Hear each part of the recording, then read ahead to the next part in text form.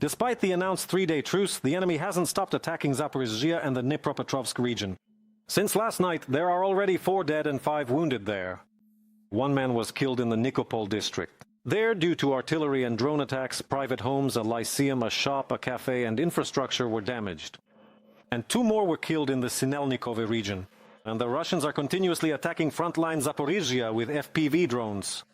In the Polohy district, a drone hit a civilian car, killing the driver on the spot. The passengers are hospitalized. Although yesterday evening, through Trump's mediation, the parties announced a 3-day truce for May 9th, 10th and 11th. Putin asked for it, and twice at that. During his so-called victory parade, he's terrified of an AFU air show over Red Square. And finally, Ukraine agreed to a ceasefire because we're waiting for a massive prisoner exchange, 1,000 for 1,000. And as Volodymyr Zelenskyi said, Red Square is less important to us than the lives of Ukrainians who can be brought home. So the president of Ukraine allowed the Russians to hold their parade in Moscow, which was a humiliation for the whole world and especially within Russia itself. The shortest in history, only 45 minutes without military equipment or distinguished guests. But for the first time, North Korean soldiers marched through Red Square. And for the sake of this Putin's disgrace, mobile internet was completely shut down in Moscow.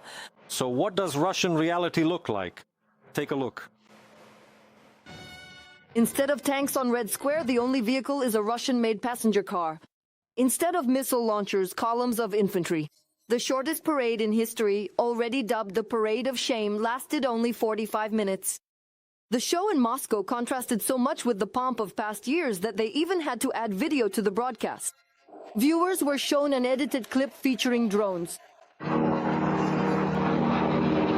There's more security than participants and guests. For the first time, government ministers were barred from the Victory Mania show.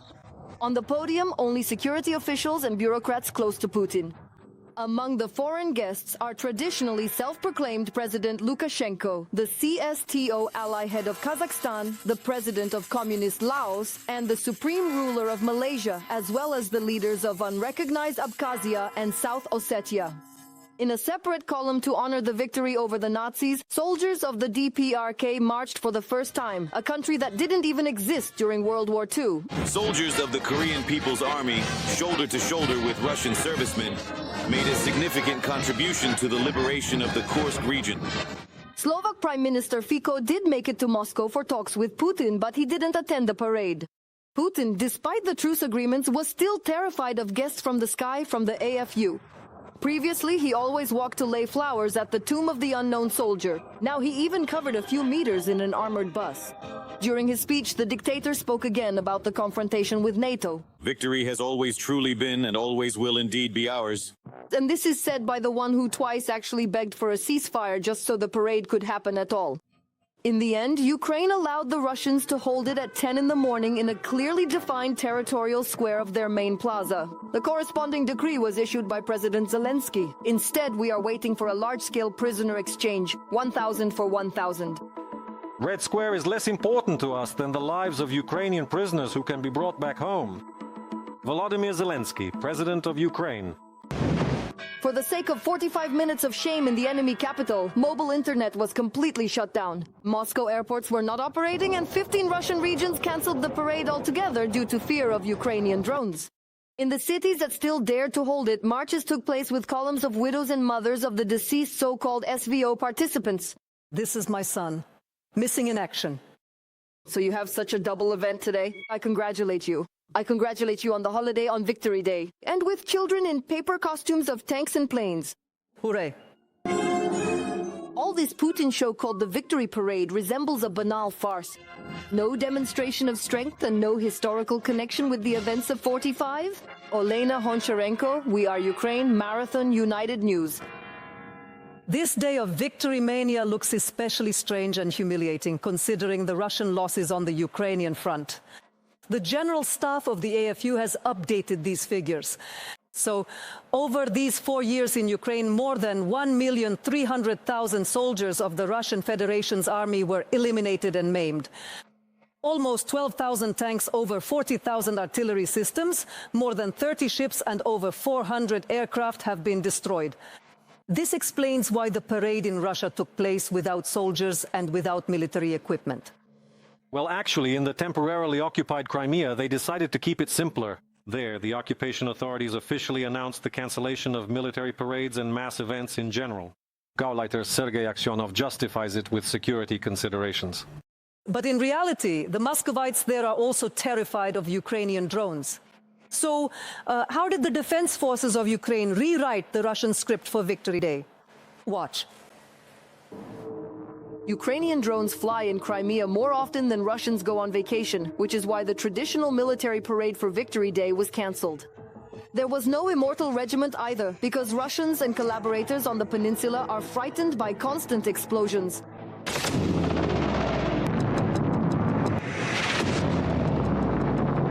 Gauleiter Sergei Aksyonov makes excuses citing security concerns. In reality, the reason was fear that Ukrainian drones would become the main guests at the parade. Victory Parade, and here, well, on the right is the sea, and on the left is the ruined headquarters of the Black Sea Fleet. Somehow either the place needs to be changed, well, or just cancel it altogether. Of course they are afraid. Because on the eve, the defense forces of Ukraine hit the Kasta 2E radar station, which is capable of detecting and tracking up to 200 targets within a radius of up to 150 kilometers. Effectively, the system performs the function of the eyes of the Russian air defense. Russian objects in Crimea are not just important military targets themselves, but it's about breaking a window to important military and military logistics objects. One day, strikes are carried out on airfields in Crimea, roughly speaking, and on the same day, Tuapse is burning, or even Dagestan and Chechnya. These are links in the same chain. And at the very beginning, what we are talking about is essentially the enemy's air defense system, which is like that vent, that window that needs to be opened. The Ghost Group of the GUR Special Unit attacked a rare B-12 Chaika amphibian aircraft located in Kacha near Sevastopol. The Russians have only a few of them left. This is a B-12 aircraft, and first of all, the fact that it costs several million is clear. Repairing such an aircraft after being hit, for example, rather than destroyed, requires a lot of money. It requires quite a long time. That the aviation component of the Black Sea Fleet of the Russian Federation is being destroyed accordingly, systematically and strategically. No less painful was the strike in the Black Sea. Our GUR officers destroyed an auxiliary vessel without which Russian warships cannot operate. 3 combat landing craft came under fire. This is, let's say, a significant loss for the enemy. 3 units at once, because the price of such a boat, well, of course, depending on what equipment, what weapons are installed there, can range from, say, a price of $2 to $5 million. Our fighters in Crimea blew up an enemy train used for transporting equipment, ammunition, and fuel. Elvina Seytolayeva, We Ukraine Marathon, United News. The United States is ready to lift a 30-year ban. Ukrainian weapons and defense technologies will be able to enter the American market. The United States Department of Justice has removed Ukraine from the list of countries with restrictions on arms imports. We were there surrounded by mostly post-Soviet countries. This was reported by Ukraine's ambassador to the U.S., Olha Stefanishina. Simultaneously, our negotiator, Security Council Secretary Rustem Umerov, was on a visit to America.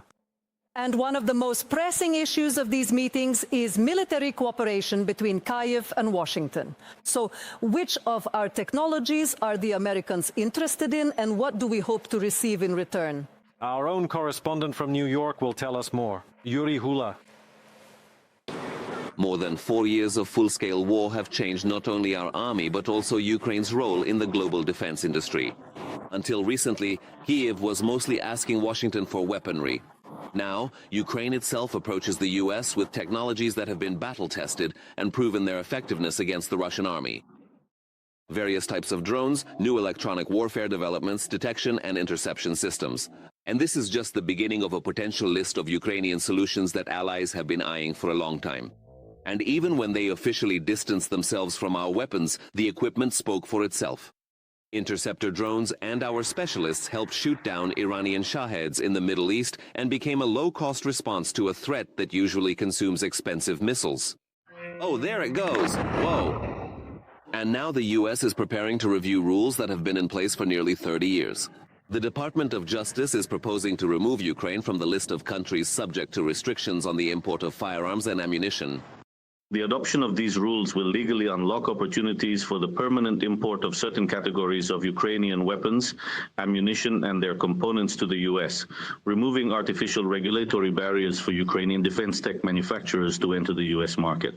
Ola Stefanisina, Ambassador of Ukraine to the United States.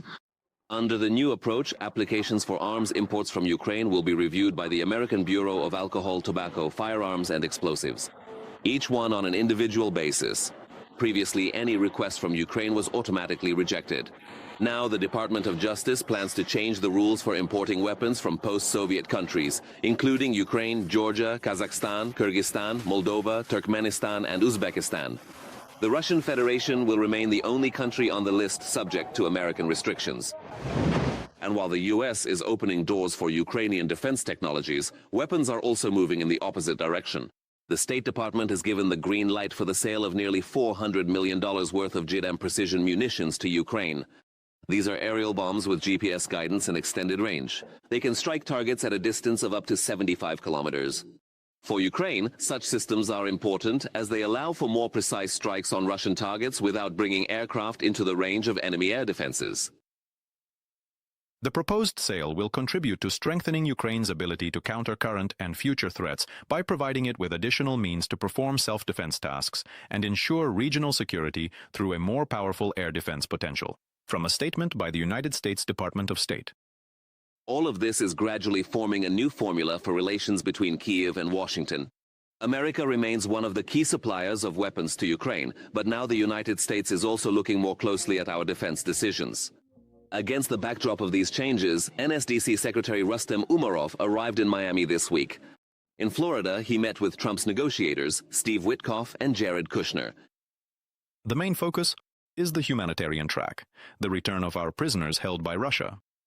This remains one of Ukraine's key priorities. They also discussed the need to intensify the diplomatic process. Rustem Umerov, Secretary of the NSDC. In Kyiv, these talks were called meaningful, and almost immediately after these contacts, Washington announced a 3-day truce between Russia and Ukraine and a major 1,000 for 1,000 exchange, which Trump personally negotiated. I asked, and President Putin agreed.